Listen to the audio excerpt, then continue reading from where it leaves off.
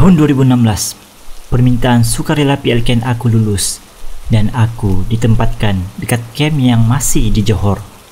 Kem aku tu hijau, memang cantik, banyak bukit, penat sikit lah. Siapa yang tahu, maka tahulah dekat mana. Kisah yang pertama, hari ketiga dekat kem yang indah ini. Aku ni sejenis umat yang memang akan bangun tidur walaupun dihembus angin sebelah telinga. Sebelum masuk kem, mak dah pesan, kuatkan iman, tabahkan hati, niat cuma satu, persediaan ke dunia pertahanan.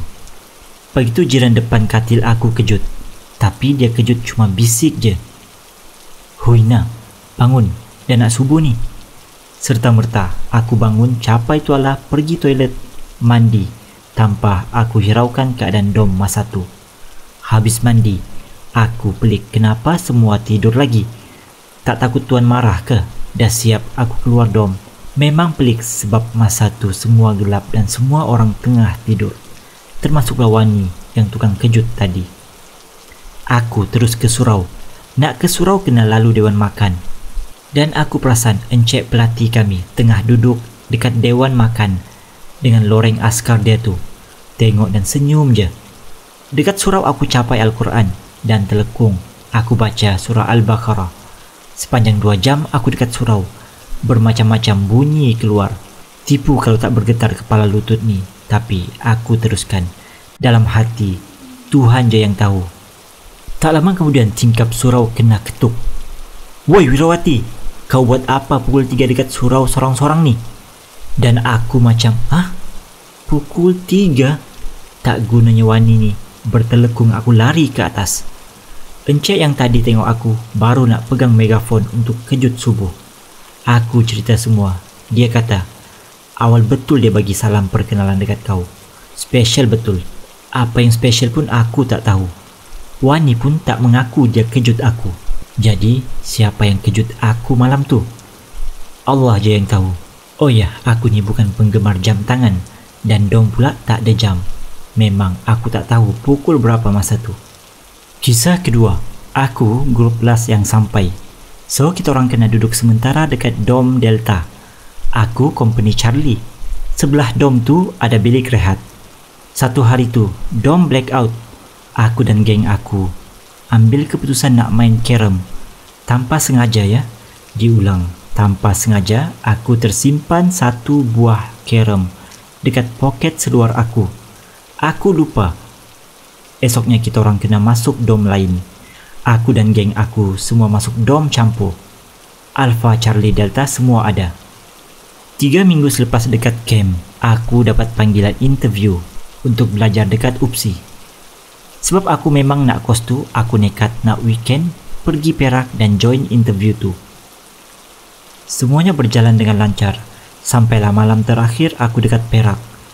Kawan aku Isha call guna public phone. Dia cakap dengan nada yang rendah tapi sayu, macam meminta tolong. Nah, pulangkan balik nah benda tu. Dia marah. Balik cepat nah, pulangkan benda tu. Dan terus tut. Aku tak terfikir pasal carom tu. Sampailah dalam bas on the way ke Johor, barulah aku teringat. Balik tu ada seorang domet aku. Asyik jeling aku tajam. Aku tak lagi lah mana sampai nak pulangkan carom tu malam tu juga. Aku niat esok aku nak pulang terus. Sebab kesian dekat kawan-kawan aku. Pagi tu, on the way nak ke bilik rehat. Ada seekor pelesit halang jalan aku. Memang spoil. Sampai tergolek aku nak mengelak dia. Aku tak sedap hati. Berlari aku pergi ke bilik rehat. Saya minta maaf, saya tak sengaja terambil. Elok, aku setapak keluar dari situ. Aku dengar orang cakap, sama-sama, dan bam! Pintu tertutup. Serius cakap, demam aku 3 hari. Lentok je dalam rumah medik. Kisah ketiga, ingat tak budak yang jeling aku tu? Masa malam tengah gosok baju. Dia datang mencangkung depan aku. Entah dari alam mana, tiba-tiba sampai sini. Rambut dia panjang sampai ke paha. Ya, kau bayangkanlah, dia mencangkung dengan rambut macam tu.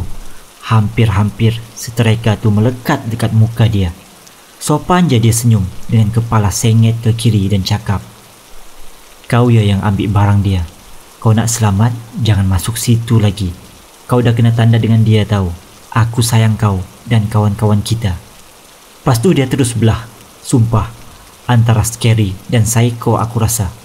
Aku tak tahu nak pilih mana yang sesuai untuk dia. Cerita yang keempat, cerita ni panjang sikit. Dan yang terakhir, benda biasalah kalau dengar kem-kem macam ni, mesti ada yang histeria. Tapi sebab bilangan yang kena malam tu banyak sangat, kejadiannya berlaku apabila seorang budak Delta tiba-tiba nangis masa time roll call, merayu minta lepaskan dia. Rupanya dia keteguran. Benda tu marah ada orang yang tak rajin nak cuci pad sendiri. Sehari sebelum ramai kena tu, kawan baik aku datang dekat aku nangis-nangis. Sebab aku ni penghulu hati, dia cerita dekat aku semua. Dia kata dia pergi dom lama tu nak iron baju. Masa tengah duduk nak ambil kain jatuh, ada benda bawa katil. Warning dia. Benda tu kata, "Jangan sidai kain dalam dom." Malam tu juga aku pergi dekat setiap dom dan warning supaya turunkan apa yang dorang sidai dalam bilik. Ramai juga yang menyampah. Peduli apa aku, 2 bulan je pun dengan korang. Maghrib esoknya, kawan sekampung aku panggil Ida, bersiap macam biasa nak pergi surau. Kita orang lambat sebab main sukan petang tu. Penat dia lain macam. Aku cakap dekat dia, aku nak sikit bedak tepung. Dia cuma kata okey, sambil kerut dahi dan sapu tengkuk dia. Masa aku pakai kasut dekat depan pintu, Ira dengan hati jerit panggil aku. Aku cakap aku tak mahu dah, nanti lambat ustazah marah. Tapi bila Ati kata, "Tolong weh, Ida ni sakit," aku pergi dekat dorang. Sampai je aku nampak Ida kena pangku dengan Ati sambil nangis-nangis.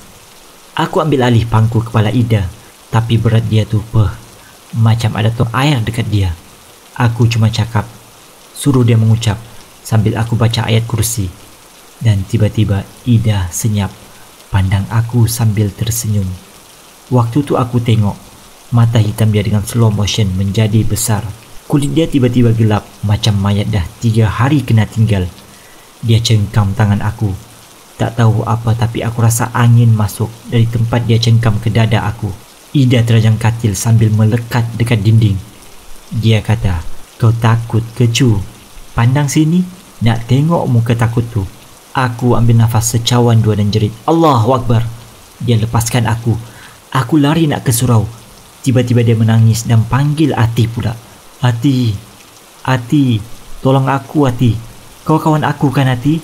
Bila Ati tak nak layan sebab kena tahan dengan orang lain, dia cakap Ati bodoh. Aku teruskan berlari ke surau sampai tergolek berdarah bibir aku. Dahi berparut sampai sekarang. Sampai surau aku cerita semua. "Itulah awak semua. Saya suruh berkumpul pukul 7 petang. Tapi degil. Perli padu ni memang marah gila ustazah. Dia suruh aku tunggu baca Quran.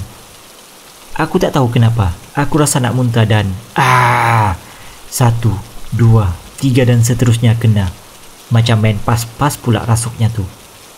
Tambah teruk lagi bila budak lelaki ada yang panggil kuda kepang sendiri. Awalnya budak lelaki tu nak ubatkan orang, tapi dia sendiri pula yang terkena. Ida pula dibawa ke medic house. Sedatif disuntik.